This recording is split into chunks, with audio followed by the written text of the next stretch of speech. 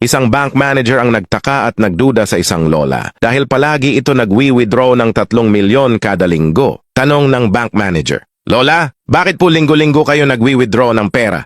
Ano ho bang trabaho nyo?" Sumagot yung lola, "Wala ho, napalanunan ko lang ito sa pustahan." Di naniniwala ang bank manager. "Ano ho bang pustahan yan?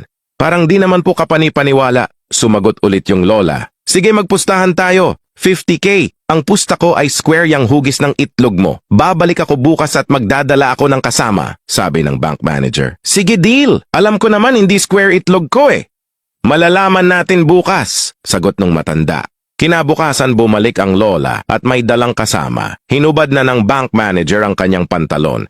At hindi hugis square ang itlog nito kaya binigyan ng lola ng 50K ang manager. Sabi ng bank manager, "Paano ho kayo nagkakapera dun, talo naman kayo?" Bumulong yung lola, "May pustahan din kami nitong kasama ko. Sa halagang 500K, ipapakita mo ang itlog mo sa amin."